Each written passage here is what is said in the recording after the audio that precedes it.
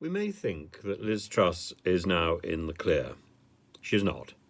She's not at all, and the rumour mill is rife. In fact, somebody rang me up and asked me if I remembered what Mrs. Thatcher's first conference speech was like and how badly that had gone. And I said, well, no, I didn't really. Surely it went well.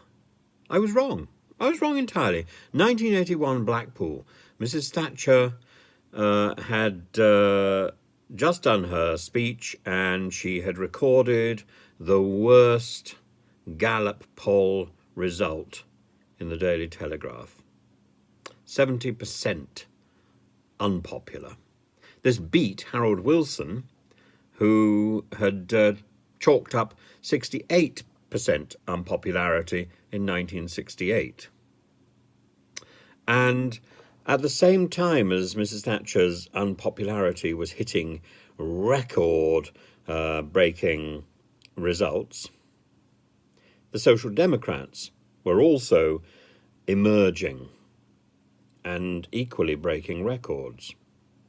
Now, all of this should have been utterly catastrophic, but it wasn't, because at the same time, Labour was also in a slump and breaking records in its own way. Now, let's look at toxic Truss and the corresponding Labour surge at the moment under Sir Keir Starmer of 30% over the Conservatives. That is astonishing.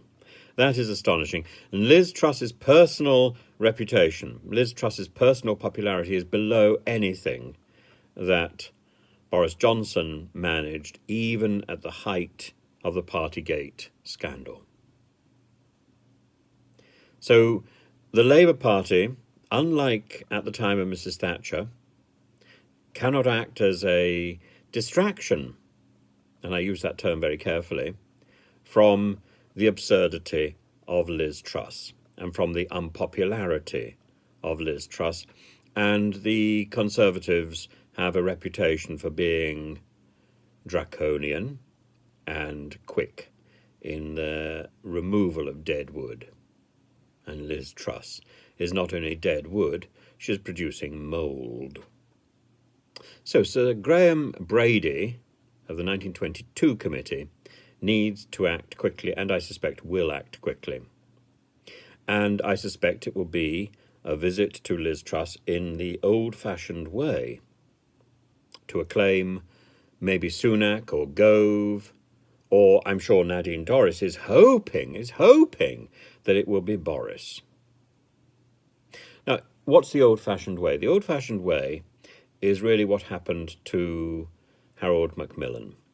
Harold MacMillan was replaced by Alec Douglas Hume, and it was Alec Douglas Hume's job to take the Conservatives swiftly into opposition. And indeed, by the time they got to the election, they were not as unpopular as had been feared.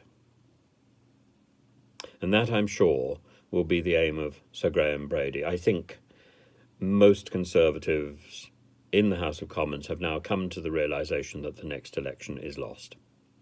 So the question now is by how much? And under Liz Truss, that can be guaranteed, I think, at the moment to be a rout, to be an absolute disaster for the Conservative Party, to the point where it can probably wonder whether or not it can ever recover. Almost certainly not, I would say. Now, how was MacMillan brought down? Because again, I don't remember all these facts, so I had to do a bit of searching in books. MacMillan was brought down by scandal and satire. I remember that much. By scandal and satire. Well, I don't remember that much. I've seen the television stuff. I've seen that was the week that was. Oh, I blame her. I blame her. You remember? And he was also brought down by illness. He was hospitalised with a prostate problem. But the scandals were significant. The Vassal affair, the Profumo affair, which was probably even bigger, damaged the Super Mac brand beyond rescue. So he was no longer in a position to make a decision himself about when it was possible for him to retire.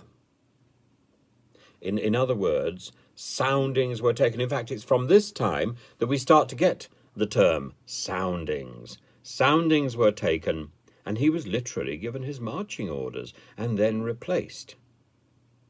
The signals from the 1922 committee were that the office needed vacating. And of course, Frankie Howard is quite right. We could wheel Frankie Howard out again now, and he could say exactly the same thing. Ooh, I blame her. Oh, yes, ooh, I do. I blame her. And don't we blame her? I think the whole country should be blaming her.